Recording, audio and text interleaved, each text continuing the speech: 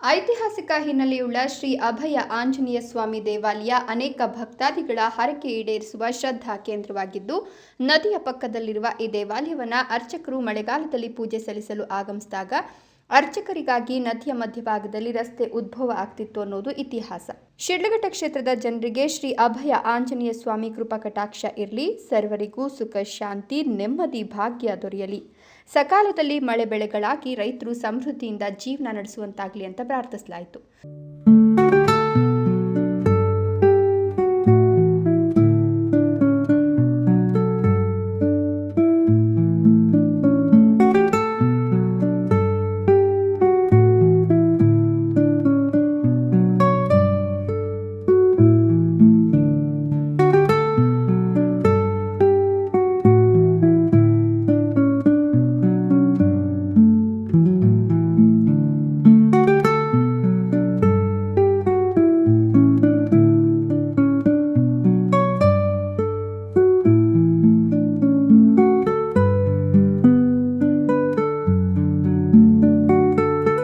ವಾರ್ಷಿಕೋತ್ಸವದ ಅಂಗವಾಗಿ ದೇವತಾ ಪ್ರಾರ್ಥನೆ, ಮಂಗಳವಾದ್ಯ ಸಮೇತ ಆಲಯ ಪ್ರದಕ್ಷಿಣೆ, ಅಖಂಡ ದೀಪಾರಾಧನೆ, ಮಹಾಗಣಪತಿ ಪೂಜೆ, ಪುಣ್ಯಾಹವಚನ, ಸೀತಾರಾಮ ಕಲ್ಯಾಣೋತ್ಸವ, ಮಹಾಮಂಗಳಾರತಿ, ತೀರ್ಥಪ್ರಸಾದ ವಿನಿಯೋಗ ನೆರವೇರಿಸಲಾಯಿತು.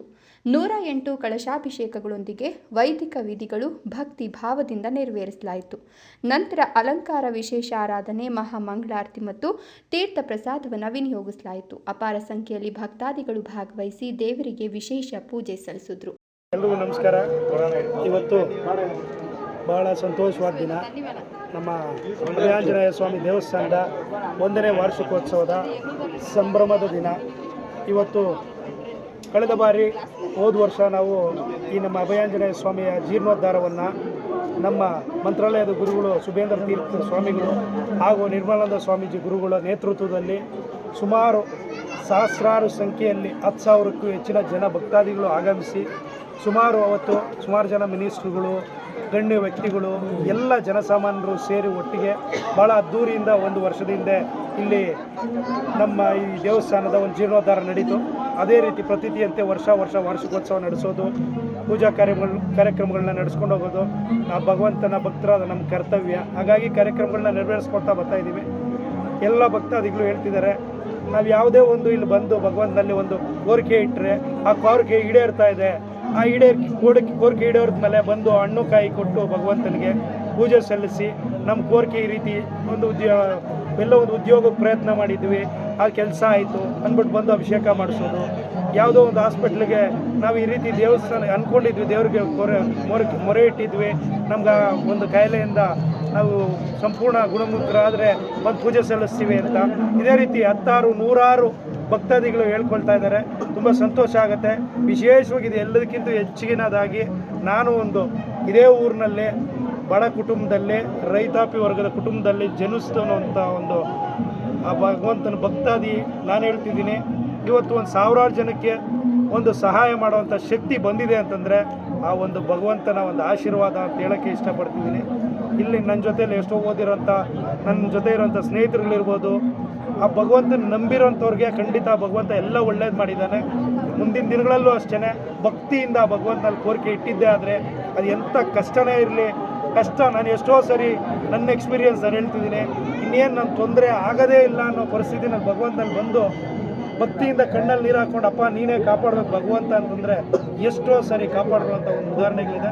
ಖಂಡಿತ ಆ ಭಗವಂತನಲ್ಲಿ ಆ ಶಕ್ತಿ ಕೂಡ ಇದೆ.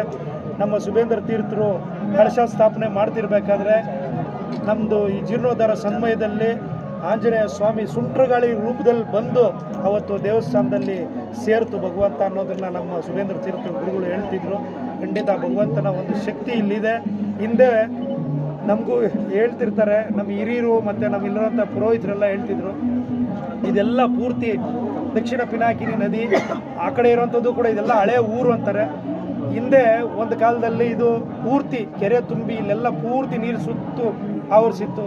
ಆ ಸಂದರ್ಭದಲ್ಲಿ ಪೂಜೆ ಮಾಡಬೇಕಲ್ಲ, ಅವಾಗ ಐನೋರು ಏನು ಮಾಡ್ತಿದ್ರು, ಇಲ್ಲಿ ಬರಬೇಕು ಅಂತಂದರೆ ಇದು ಹಿಂದೆ ಇರೋಂಥ ನಮ್ಮ ಹಿರಿಯರು ಹೇಳ್ತಾ ಇರೋದು, ಪುರೋಹಿತರು ಬರ್ತಾ ಇದ್ದರೆ ನೀರು ಪಕ್ಕಕ್ಕೆ ಹೋಗೋದಂತೆ, ಬಂದು ಇಲ್ಲಿ ಪೂಜೆ ಸಲ್ಲಿಸ್ಬಿಟ್ಟು ಹೋಗೋರು ಅನ್ನೋ ಮಾತನ್ನು ಕೂಡ ಹೇಳ್ತಾರೆ. ಸುಮಾರು ಇದು 800 ವರ್ಷಗಳ ಇತಿಹಾಸ ಇರುವಂಥ ದೇವಾಲಯ, ಇದು ಪುರಾತನ ದೇವಾಲಯ.